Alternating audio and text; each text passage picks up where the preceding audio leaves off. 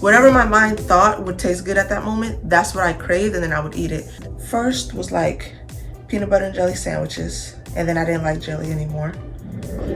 Fruity Pebbles, I would never eat that crap, but I ate that joint for a week straight. Yup. Fruity Pebbles with almond milk. Wow. Like turkey breast and pepper jack cheese sandwiches with ketchup and mustard, even though it gave me crazy heartburn. I liked those sandwiches. I still do, but I'm vegan now, so I can't eat those. What else did I crave? Chocolate, like fudge, hot fudge, and ice cream. And then I had this thing where I was eating like sweet relish on everything. I would like put it in my avocados. It was really good. And then I'll make like sandwiches and eat it. Yeah. And then it was Takis. I've never eaten Takis before, but I tried them. And then I just wanted to eat them. I weaned myself off of Takis because I know how bad they are for you, how unhealthy they are. I think that was it. It was a great time. It was a great excuse to just eat whatever the fuck I wanted to eat. But yeah, it was nice. First one and the second one. I was sick a lot. I was in the hospital a lot. I was like throwing up all day, every day. Couldn't really eat, couldn't keep anything down. I kept spitting, literally spitting, like I couldn't swallow my saliva. Oh my gosh. And then I would like throw up and tear my esophagus. So I had to go to the hospital, get IVs and stuff like that. I was so tired from the anemia. I was so dehydrated. I was just a mess. I remember being over the toilet and thinking in my brain, like while puking, like, I ain't doing this shit again. Like, this is how people go crazy. Like, why would I torture myself this way? But yeah, I'm good now.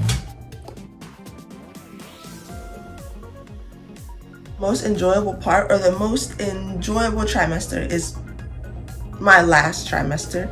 Probably the last 2 to 3 months. Like, I wasn't feeling that nauseous. I was on nausea medicine for like the whole pregnancy, except for the last 2 months. I was getting iron infusions, so my energy was up. Like, I felt better, you know what I'm saying? Like, I didn't have that like weakness and fatigue, so I enjoyed that. The pregnancy privilege is amazing. Like, I didn't know people were so nice, you know what I'm saying? Like, and granted, there's a lot of things that I can't do like I used to do before because I was real active and athletic or whatever, but people just offer to do anything and everything for me, and I let them do it. I love the pregnancy privilege. It's amazing. Like, I didn't know, you know, it was a thing, but it's a thing. Yeah. Do I want more kids? Yeah, I do, but I don't know if I want to be pregnant again. I do not want to experience what I experienced in my first trimester. And there's no way of knowing how your pregnancy is going to go until you're going through it. People be like, well, your second and third after this, your first one will be a breeze. Yeah, I don't know. I already know what it feels like to be that sick, you know what I'm saying? I already know that discomfort, so I don't know if I want to do that again. Like, I really don't. I just want to snap back, work out, you know, raise my baby, give her all the love. But I also don't want her to be the only child. Once upon a time, I was like, I want like 5 kids, you know what I'm saying? Big family, but that's a lot of, that's a lot of work, man. I would love to have more of me's, you know, mini me's in the future, but I can't say right now. Can't say. I ain't even gonna lie. I haven't experienced the reward of having my baby yet, so that's why I can't really determine whether or not I would keep doing it. You know what I mean?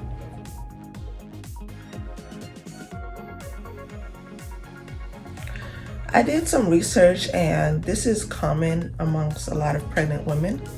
I'm guessing because our hormones or whatever, but I've been dealing with thinking really negative and scary thoughts, like really disturbing thoughts. I could be having a great day and like this dark cloud just comes over me, and then I'm like, oh shit, what if I trip and fall? while I'm walking the dog and I just bleed out and no one's here to help. Like, or I've had dreams where I've had to perform my own C-section. I had to cut my baby out so I could save her. And yeah, it was really scary, but apparently I'm not the only one. I also thought it could be because there's a lot of people waiting on this baby, like waiting to meet her. They're very eager, they're very excited that she's gonna be part of their lives and this is a new family member for them. So my mind is always like, this baby has to be okay. Like, especially inside me, because I'm the only one that could help. Like I'm the only one that knows her. So I don't know, I guess subconsciously, like, I put that pressure on myself for real. So I think worst case scenario. My baby got her name because actually her dad came up with a name, but it was exactly, it fit my criteria. I wanted a name that was unique as Sabat, that started with an S-A, that you don't hear often, but that kind of infused both of our names together, Sabat and George. So we came up with, well, he came up with Sajia, and I really like that name because it can be said in English and in Spanish, and that was really important to me. Her middle name is up to me to pick, which is Ali, because of the meaning. You know, my name is super Muslim, so she got a Muslim middle name. I mean, it was either that or like a Spanish middle name, but I don't know.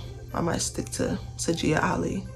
So we're gonna see. Would be me sacrificing myself and my time. I'm talking like this because I'm a selfish person, but that would be a big transition. And I don't know, man, I think it's a very surreal experience. Like, you go to the hospital without a kid and then you come back home and you have a child, and this child is like, you have to take care of this kid. They have to be alive at the end of every day type stuff, you know what I mean? And I know I'm gonna be a great mom, and I know that this is something that I've always been wanting, even since I was a little girl. I'm like, you know, I want kids. I think the biggest adjustment is actually having a human being like calling me mommy, like, you know, like I'm gonna be perfect in somebody's eyes, like a little kid's eyes. And I have to do whatever I can to raise them and like nurture them and love them, and you know.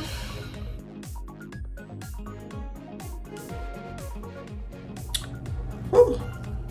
What piece of advice would I give women after experiencing this pregnancy?